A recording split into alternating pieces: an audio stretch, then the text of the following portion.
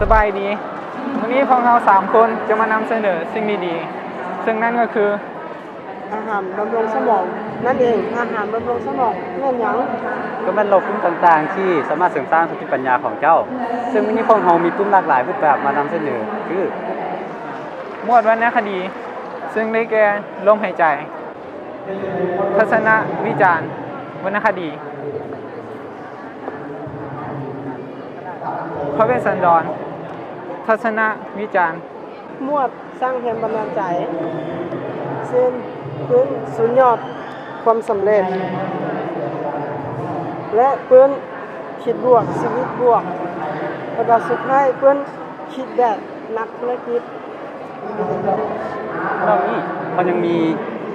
วิดีโอดีๆของท่านกับเจ้าธรรมวงศ์นักเว้าและนักเขียนสร้างแรงบันดาลใจของประเทศลาวดังนั้นอย่ารอช้ารีบเข้ามาจับจองและซื้อปื้มนำพวกเราได้ที่